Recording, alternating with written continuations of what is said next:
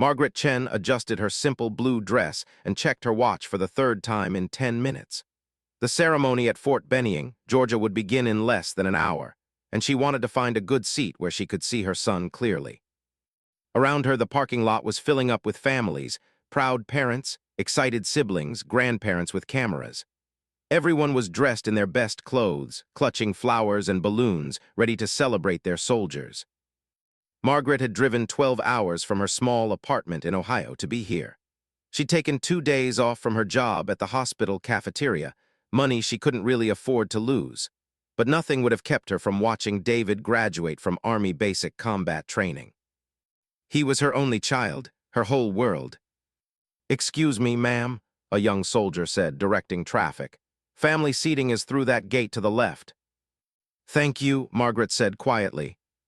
She made her way toward the parade ground, following the stream of families. The base was impressive, everything clean and orderly, soldiers marching in precise formations, flags snapping in the Georgia breeze. It was a world completely foreign to Margaret's quiet life. She'd never served in the military, never even known anyone in the military until David announced 2 years ago that he was enlisting. Margaret had been terrified, visions of war, of losing her son, of all the terrible things that could happen. But David had been determined. At 18, he'd been drifting, working dead-end jobs, hanging out with friends going nowhere. The Army gave him purpose, structure, something to work toward. And Margaret had to admit it had changed him.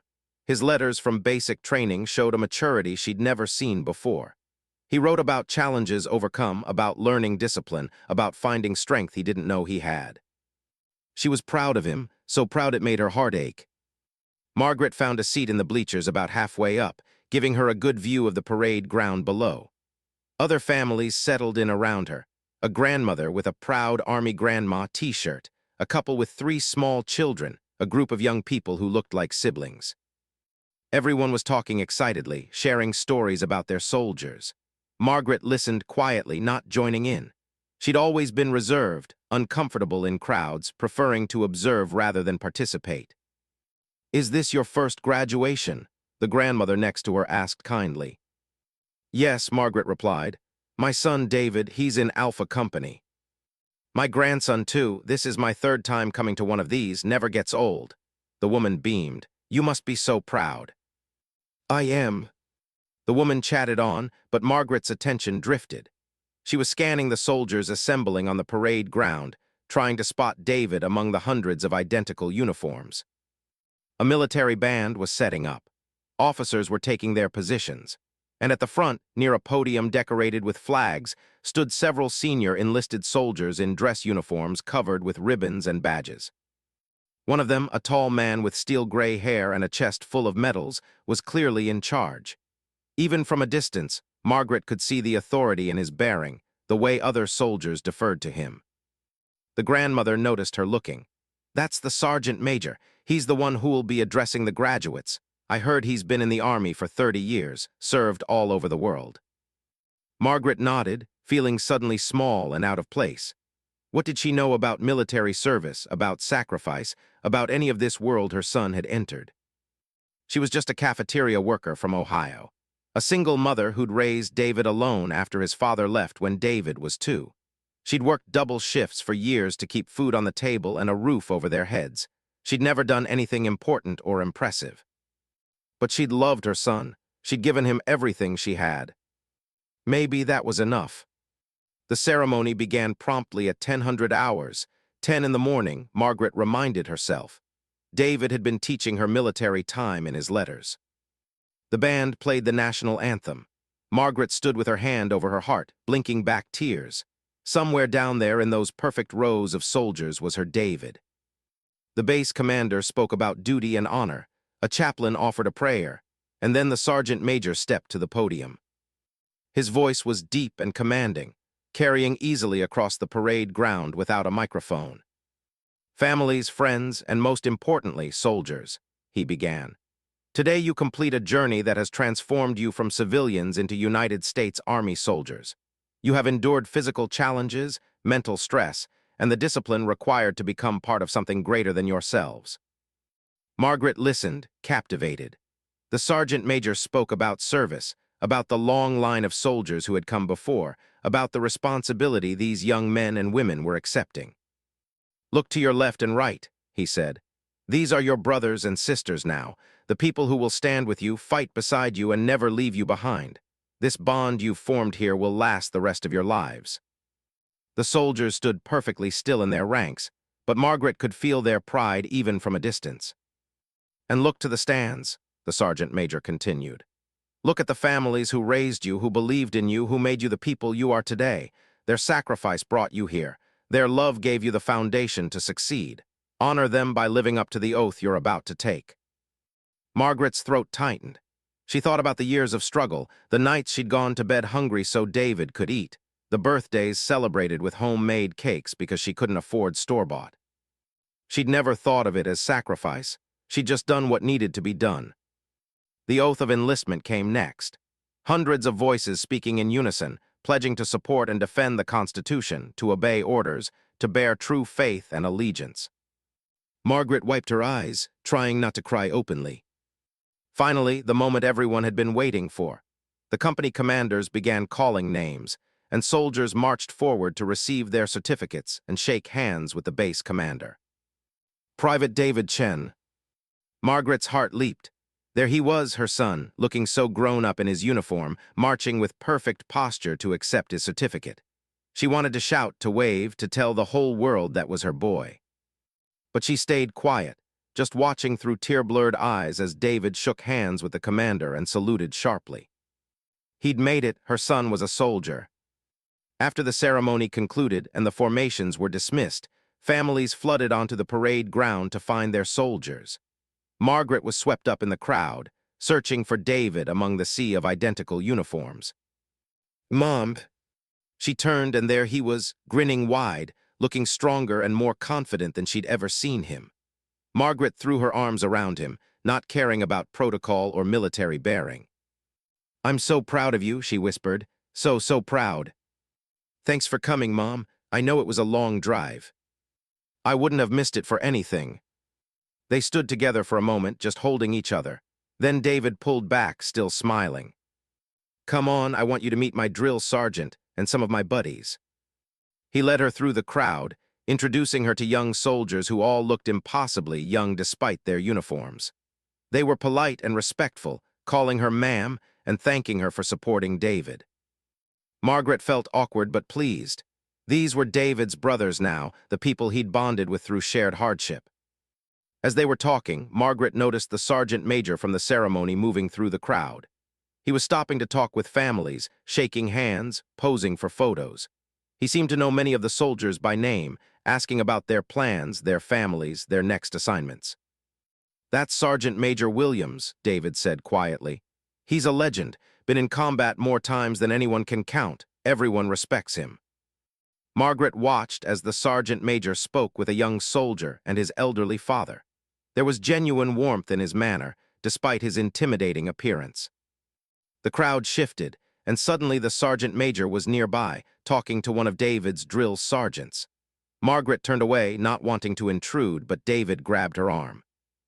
"Mom, this is Drill Sergeant Jackson. He's the one I wrote you about." A muscular African-American man with kind eyes extended his hand. "Mrs. Chen, your son is an outstanding soldier. You should be very proud." "I am," Margaret managed. "Thank you for everything you did for him." "Just doing my job, ma'am, but David made it easy. He never quit, never complained. That kind of determination comes from somewhere. I'd say his mama raised him right." Margaret flushed with pleasure at the compliment. As they were talking, Sergeant Major Williams finished his conversation and turned toward their group. His eyes swept over them, the drill sergeant, David, Margaret, and then stopped. The sergeant major's expression changed. His eyes widened slightly, focusing on Margaret's face with an intensity that was almost startling. Margaret felt suddenly self-conscious. Was something wrong? Did she have something on her dress? The sergeant major took a step closer, studying her face. Then his eyes dropped to her left hand, where Margaret wore a simple silver ring on her index finger. It was an unusual piece, a dragon wrapped around a lotus flower. She'd worn it for so many years she barely noticed it anymore. But the sergeant major noticed. His entire posture changed. He straightened even more if that was possible, and his expression shifted from curiosity to something like shock. "Ma'am," he said quietly, "may I ask where you got that ring?" Margaret looked down at her hand, confused. It was given to me a long time ago. Why?"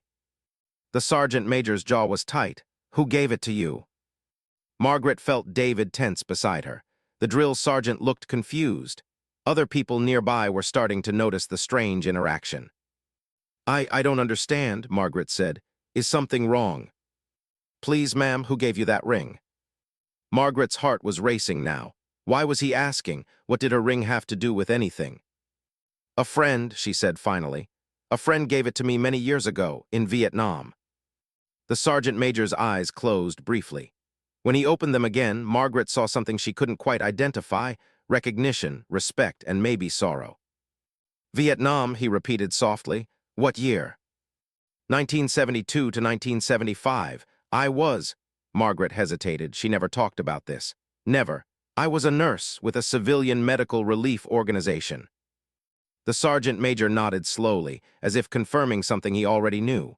Then, to Margaret's complete shock, he stepped back and saluted her, a sharp, perfect military salute. Everyone around them stopped talking. David's mouth fell open. The drill sergeant looked stunned.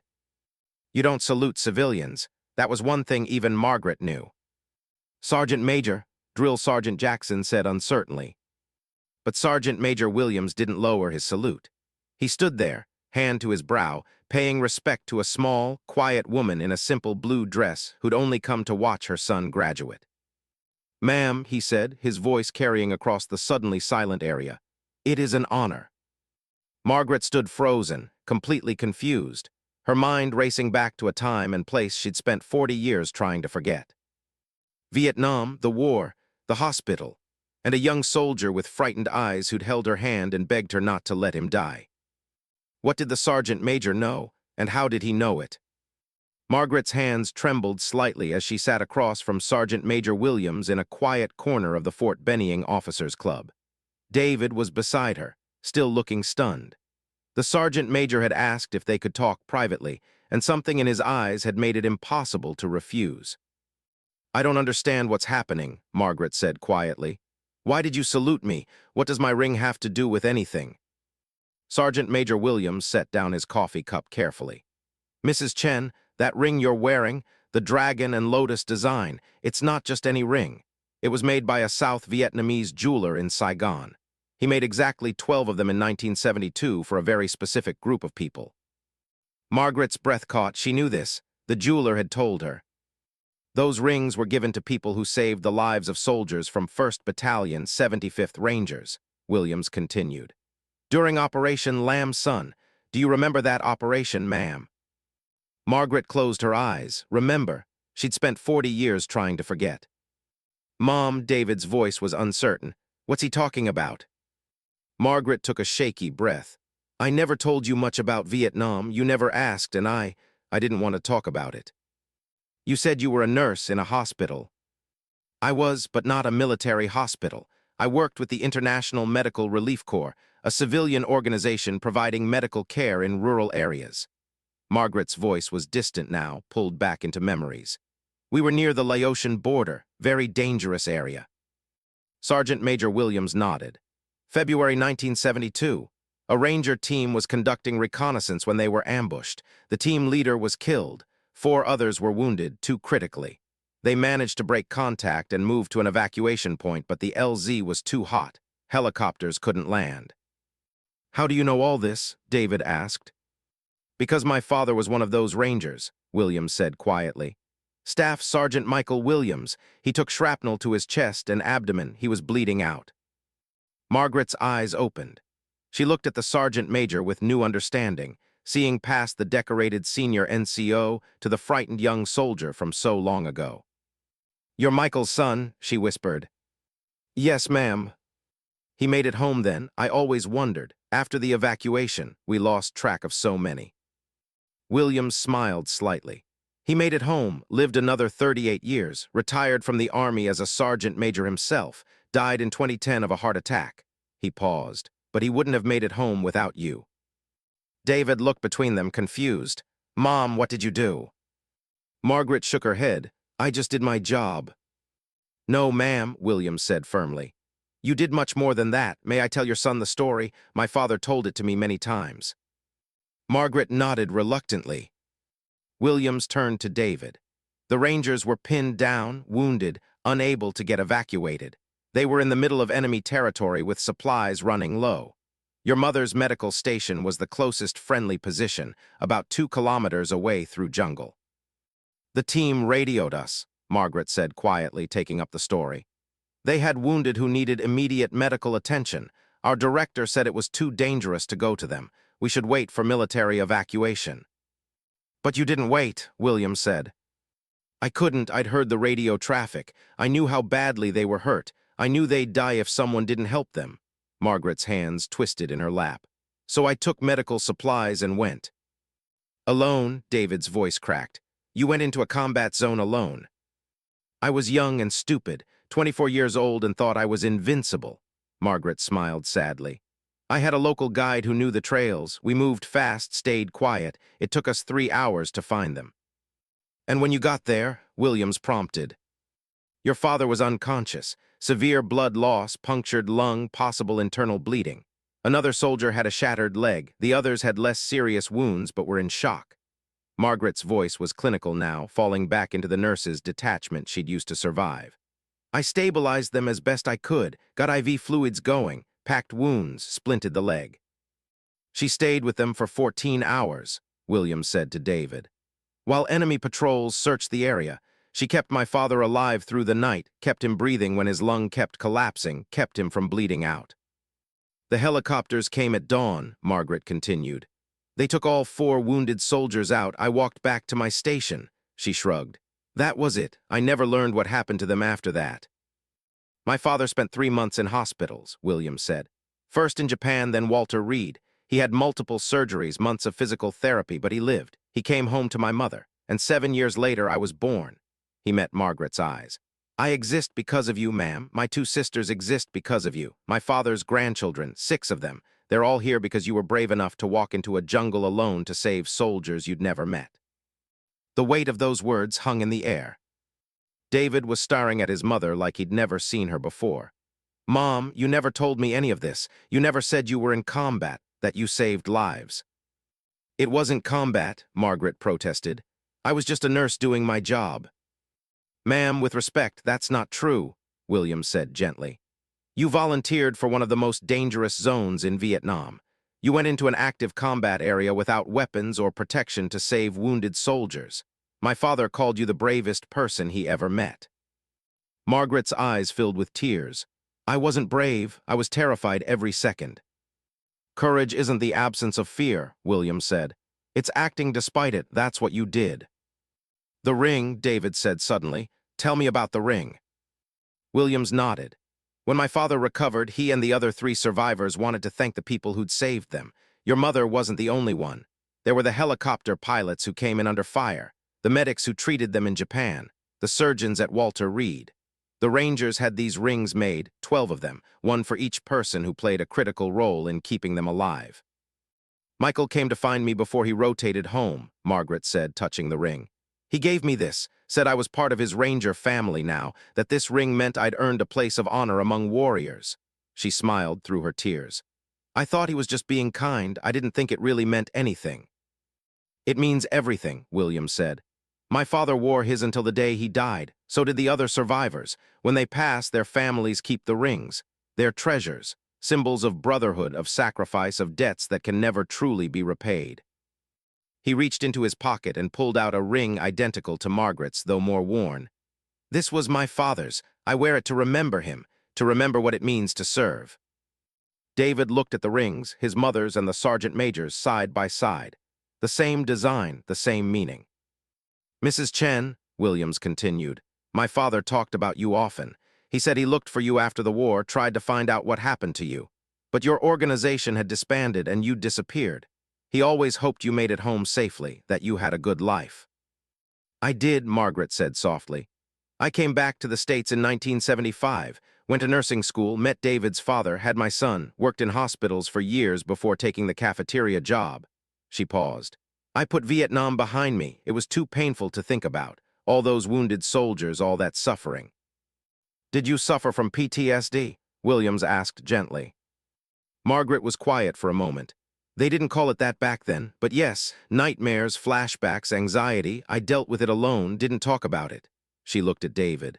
I'm sorry I never told you, I just wanted to protect you from all that darkness. David took his mother's hand. You have nothing to apologize for. My father would want me to thank you, Williams said. He'd want me to tell you that he lived a good life because of you. He was a loving father, a dedicated soldier, a man who made a difference. All of that was possible because a young nurse was brave enough to save him. Margaret was crying openly now. I'm glad he had a good life. I'm glad he made it home. He did, and now your son is following in his footsteps, becoming a soldier. Williams looked at David. You should be proud of your mother, Private Chen, not just because of what she did in Vietnam, but because of how she raised you. Single mother working multiple jobs, sacrificing her own comfort for your future. That's a different kind of courage, but it's just as real. David's eyes were wet. I am proud of her. I've always been proud of her. Williams stood and extended his hand to Margaret. Ma'am, it has been one of the greatest honors of my career to meet you. My father spoke of you with reverence until his dying day. I wish he could be here to see this, to thank you himself.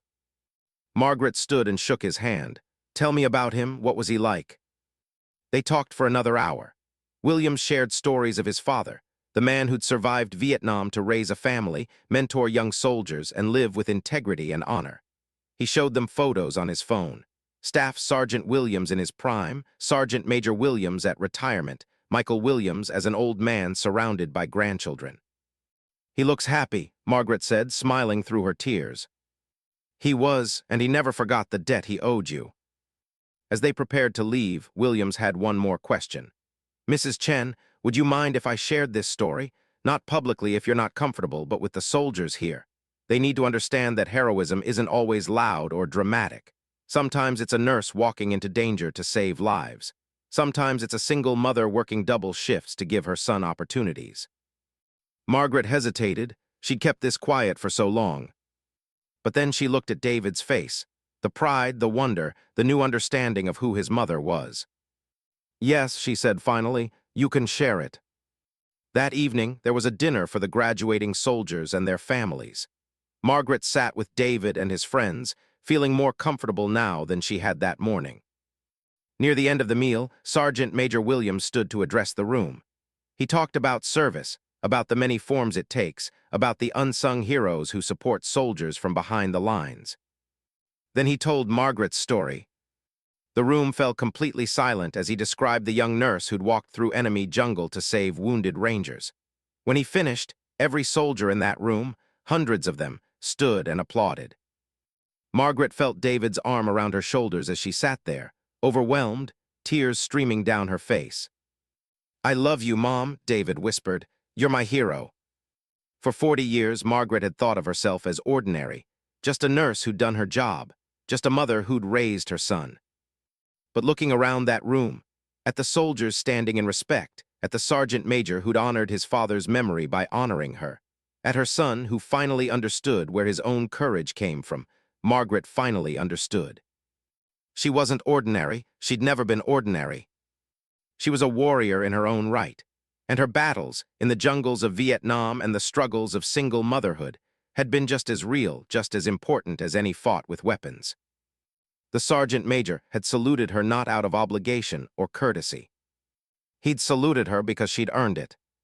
And maybe, finally, Margaret could accept that truth. The day after the graduation ceremony, Margaret was preparing to drive back to Ohio when David appeared at her hotel room door with an unexpected request.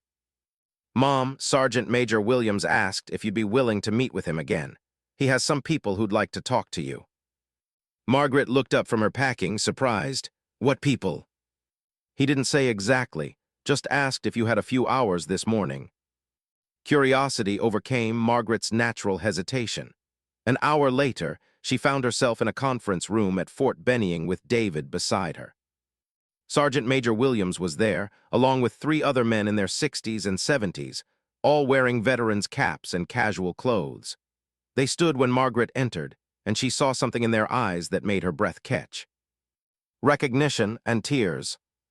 Mrs. Chen, Williams said gently, these are the other 3 Rangers from that team, the ones you saved. Margaret's legs went weak. David quickly pulled out a chair for her. The first man stepped forward. He was tall and lean with white hair and kind blue eyes. Ma'am, I'm Robert Martinez. I was the one with the shattered leg. You splinted it in the field, kept me stable until the medics could work on me. His voice broke slightly. I was a high school teacher for 35 years, coached soccer, raised 4 kids, all because you saved my leg and my life. The second man came forward. He was shorter, stockier, with a thick gray mustache. James Tucker, ma'am. I took shrapnel to my shoulder and side. You packed my wounds and kept me from bleeding out. I've been looking for you for 43 years. The third man was African-American with silver hair and a gentle smile. William Doc Johnson, ma'am. I was the team medic, but I got hit too, couldn't help the others. You took over, did my job when I couldn't. You saved my brothers while I was useless. He wiped his eyes. Thank you doesn't even begin to cover it. Margaret stared at them, these old men who'd been young soldiers when she'd known them. She remembered them now, fragments of memory she'd buried for decades. Robert crying out in pain as she'd splinted his mangled leg. James gripping her hand so hard she thought he'd break her fingers. William, the medic, delirious and apologizing for not being able to help. And Michael Williams, unconscious and dying, his breath rattling in his ruined chest. You all made it home, Margaret whispered. You all survived. Because of you, Robert said, every single one of us.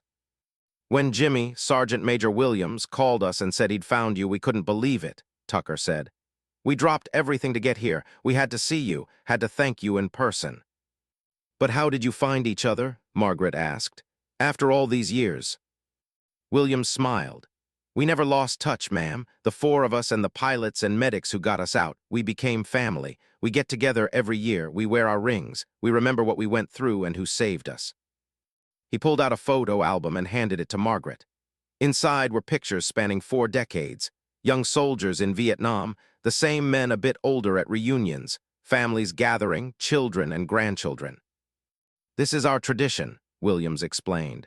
Every year we meet on the anniversary of that day, February 14th. We raise a glass to the ones who saved us.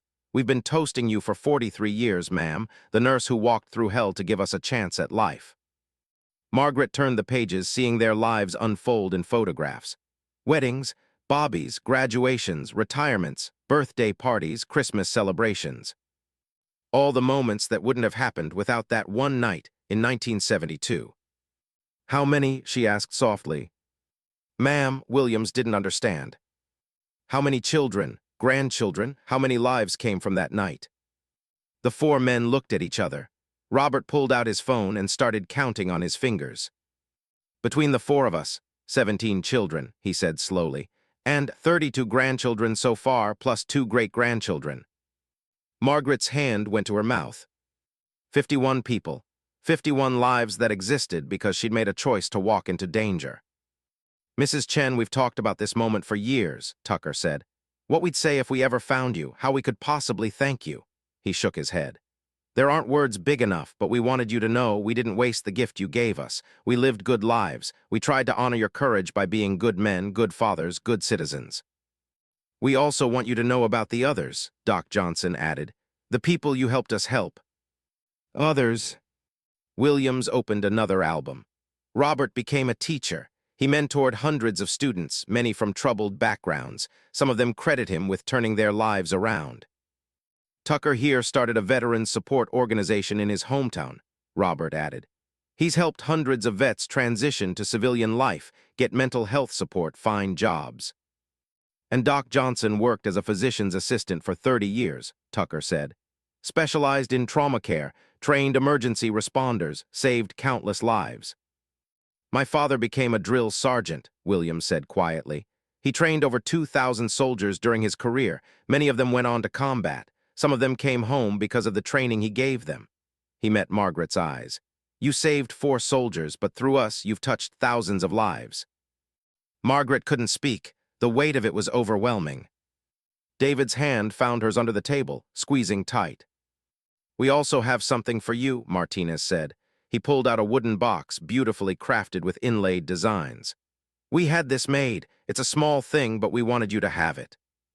Margaret opened the box. Inside, nestled on velvet, was a coin, not a military challenge coin like she'd seen before, but something unique. One side showed a nurse kneeling beside a wounded soldier in a jungle. The other side bore the words, "Greater love hath no man than this, that a man lay down his life for his friends," in honor of Margaret Chen, who walked into darkness to bring light. We had 50 made, Williams explained. We each kept some for our families. The rest are for you to give to people you think embody the same courage and selflessness you showed. Margaret held the coin, tears streaming down her face. I don't deserve this. I was just a nurse doing her job, Tucker finished gently. We know, you've said that, but ma'am, you chose to be in Vietnam when you could have stayed safe at home. You chose to go into that jungle when you could have waited. You chose to stay with us all night when you could have left. Those were choices, and they were brave. I was scared the whole time, Margaret admitted. So were we, Martinez said. Being scared doesn't make you less brave. It makes you more brave because you acted anyway. They spent the next 3 hours together. The veterans told stories about their lives, their families, the paths they'd taken. They asked Margaret about her life, too, and she found herself opening up in ways she never had before. She told them about the nightmares that had plagued her for years after Vietnam, about the guilt she'd carried, wondering if she'd done enough, about the other patients she'd lost, the ones she couldn't save. We lost our team leader that day, Williams said quietly. Sergeant First Class David Morrison. He died before you reached us. There was nothing anyone could have done. He was killed instantly in the initial ambush. I'm sorry, Margaret said. Don't be, you saved who you could save. That's all anyone can ask. Williams paused. Did you know your son is named David? Margaret nodded. I saw the name on the casualty report later. I never forgot it. You honored him by giving his name to your son, Martinez said. That's beautiful. David Chen had been listening quietly to all of this. Now he spoke up. I never knew why Mom chose my name. She always just said she liked it. Margaret looked at her son. I wanted you to carry something good from that time. David Morrison died protecting his men. He was a hero. I wanted you to have a hero's name. You could have named me after yourself, David said softly. You were the hero, Mom. As the afternoon wore on, the conversation shifted. The veterans wanted to know what they could do for Margaret now. You've spent your life helping others, Tucker said. Working in hospitals, raising your son alone, sacrificing. What can we do for you? Margaret shook her head. You don't owe me anything. With respect, ma'am, we disagree, Williams said. We've talked about this. If we ever found you, we wanted to give something back. I don't need anything, Margaret protested. What about David? Martinez asked. Your son is starting his army career. Can we help with that? David straightened in his chair. Sir, I'm not looking for special treatment. Not special treatment, Williams clarified, but mentorship, guidance. The four of us have over a century of combined military experience. We know people know how the system works. If you ever need advice, help navigating your career, someone to call, we want to be there for you. Think of it as extending the family, Doc Johnson added. Your mother became part of our brotherhood 43 years ago. That makes you part of it too. David looked at Margaret, who nodded slowly. I'd be honored, David said. We're also establishing something else, Williams said. He pulled out a folder. We've pooled some money, nothing huge, but enough to create a small scholarship. The Margaret Chen Nursing Scholarship, for students who want to work in conflict zones or underserved areas, people who want to follow in your footsteps. Margaret's eyes widened. You can't. It's already done, Martinez said gently. The paperwork's filed. The first scholarship will be awarded next year. But why? Because your courage should inspire others, Tucker said. Because there are young people out there right now who might make the same choice you did to go into danger to help others. We want to support them, in your name. Margaret was overwhelmed. She'd come to Fort Benning just to watch her son graduate, to sit quietly in the stands and take a few pictures. Instead, her entire life had been reframed. The past she'd tried to bury had been brought into the light, not as trauma and pain, but as legacy and meaning. I don't know what to say, she whispered. Say you'll stay in touch, Williams said. Say you'll come to our reunion next February. Say you'll let us be part of your life now, the way you've been part of ours all these years without knowing it. Margaret looked around the table at these four old soldiers who'd been young men when she'd saved them. At her son, who was seeing her clearly for the first time. At the albums full of lives and families and joy that existed because of one night in a jungle long ago. Yes, she said, yes to all of it. They spent another hour together, exchanging contact information, making plans, taking photos. As Margaret prepared to leave, Doc Johnson pulled her aside. Mrs. Chen, can I tell you something? Something I've never told anyone except my wife. Of course. That night when you were working on us, I was drifting in and out of consciousness. I was sure I was dying, and I remember thinking, if this is the end, at least there's an angel here. He smiled through his tears. You were our angel that night. You still are. Margaret hugged him, this old man who'd been a young medic once, and let herself cry. She'd spent 40 years thinking of herself as someone who'd failed to do enough, who'd seen too much death, who'd left Vietnam defeated and broken. But these men, these good men who'd lived full lives, raised families, helped others, they saw her differently. They saw her as she truly was. A hero. 6 months after David's graduation, Margaret received a phone call that changed everything again. Mrs. Chen, this is Colonel Patricia Morrison, U.S. Army Nurse Corps. I'm calling about the Margaret Chen Scholarship.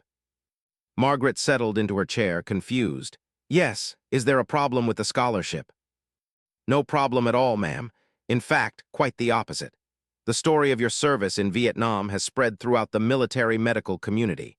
We've received dozens of inquiries from nurses, medics, and physicians who want to contribute to the scholarship fund. Oh my! That's not all, Colonel Morrison continued.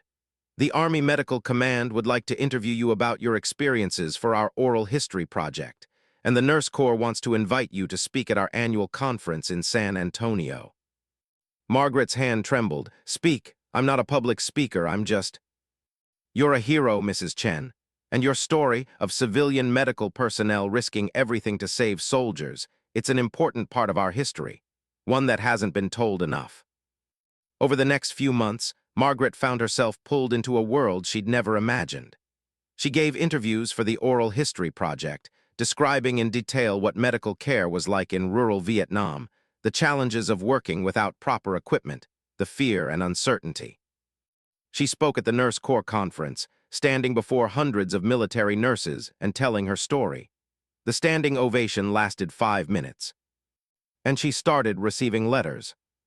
The first came from a young Army medic who'd served in Afghanistan. He wrote, Your story reminded me why I joined the Medical Corps. Sometimes in the chaos and violence, we forget that every life we save creates ripples that extend far beyond what we can see. Thank you for showing me the long-term impact of our work. Then came a letter from a civilian nurse working with Doctors Without Borders in Syria. She wrote, I was questioning whether I should continue this work. The danger, the trauma, the feeling of helplessness. It was overwhelming. But reading about what you did in 1972 gave me the courage to stay. If you could walk alone into a combat zone to save 4 soldiers, I can stay and help the people here who need me. The letters kept coming.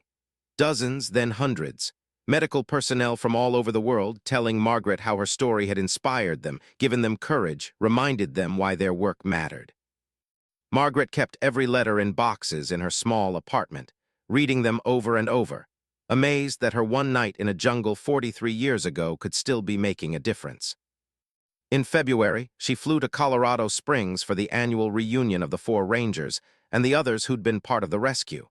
David got leave to join her. The reunion was held at a hotel near Fort Carson. When Margaret walked into the event room, she stopped in shock. It wasn't just the 4 Rangers anymore. The room was filled with people, at least 60 of them, children and grandchildren of the 4 soldiers, the now retired helicopter pilots who'd extracted them, former students of Robert Martinez, veterans who'd been helped by Tucker's organization, patients Doc Johnson had saved. And in the place of honor at the front of the room, a framed photograph of Staff Sergeant Michael Williams, Sergeant Major Williams's father, who'd started all of this. Williams saw Margaret and immediately came over. I hope you don't mind, ma'am. The family has grown a bit. Margaret looked around at all these people, multiple generations, all connected by that one night in 1972. I don't mind, she whispered. This is beautiful. The evening was filled with stories. People stood up and shared how they were connected to that February night, how their lives had been touched by the choice Margaret had made. A young woman named Sarah Martinez, Robert's granddaughter, announced she was joining the Army Nurse Corps. Because of my grandfather's stories about the brave nurse who saved him, I want to serve the same way she did. A teenage boy named Michael Williams, III, the sergeant major's grandson, talked about how his great-grandfather's ring inspired him to be courageous in his own life. Tucker's daughter, now a social worker, described how her father's dedication to helping veterans had inspired her career helping at-risk youth. Person after person stood up, each one representing a ripple from that night long ago. When it was Margaret's turn to speak, she stood at the front of the room, looking at all these faces, young and old, military and civilian, strangers who felt like family. "I don't have a speech prepared," she began. "I never expected any of this. When I went into that jungle in 1972, I wasn't thinking about the future. I wasn't thinking about legacy or inspiration. I was just trying to keep 4 young men alive until help could arrive." She paused, collecting her thoughts. "For most of my life, I thought I'd failed in Vietnam. I saw so much death, so much suffering. The patients I couldn't save haunted me. I came home feeling broken and useless. I put that part of my life away and tried to forget." She looked at the 4 old Rangers sitting together in the front row. "But you taught me something important. You taught me that we don't always see the impact of our actions. We don't always know what ripples we create. I saved 4 soldiers, but through you, I helped create all of this." She gestured to the room. "Families, careers, lives dedicated to service and helping others. That's not failure. That's the opposite of failure." Her voice grew stronger. "I want every young person in this room to understand something. You don't have to be in the military to serve. You don't have to wear a uniform to be a hero.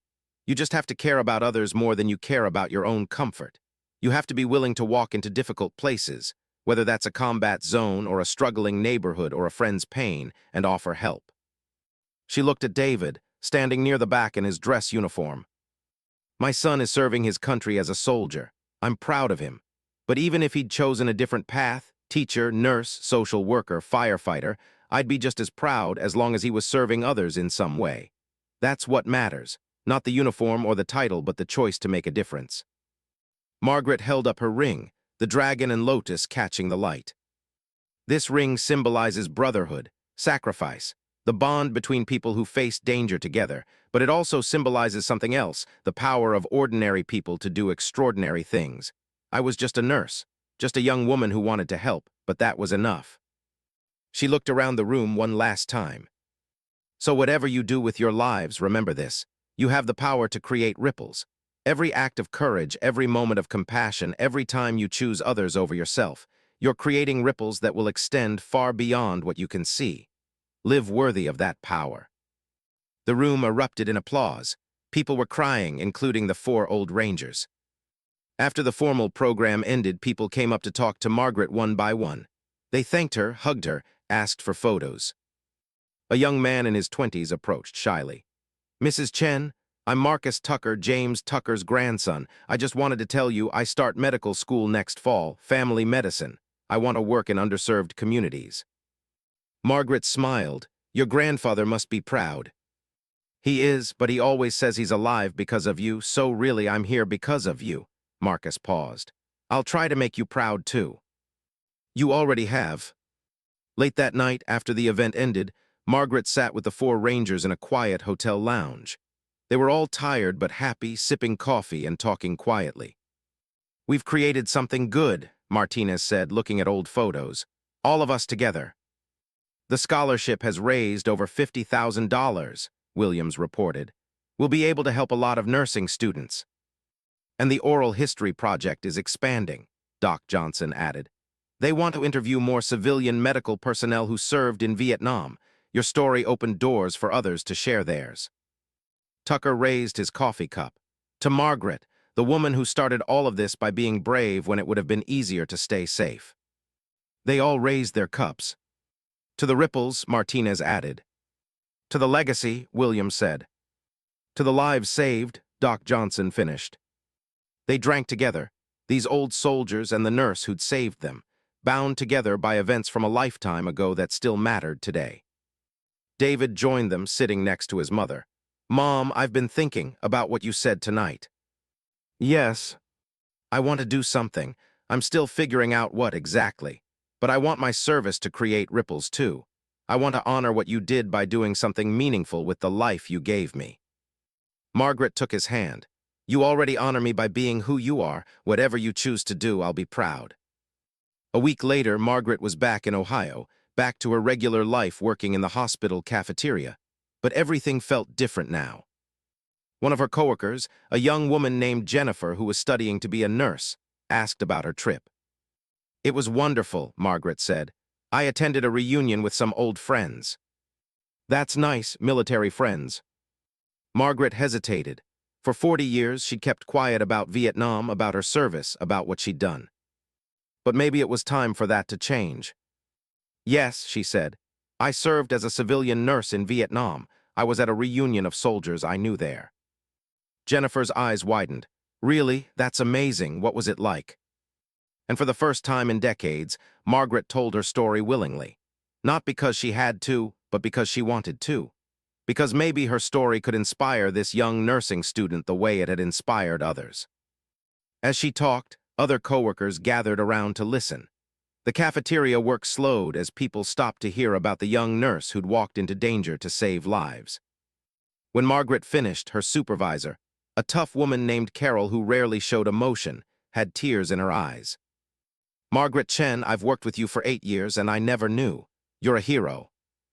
"I'm just—" "Don't say you're just a nurse," Carol interrupted gently. "Don't minimize what you did, own it, be proud of it." Margaret thought about the 4 Rangers, about the sergeant major saluting her, about the room full of people whose lives had been touched by her courage. "You're right," she said quietly. "I am proud of it." That evening, Margaret got a video call from David. He was excited. "Mom, remember how I said I wanted to do something meaningful?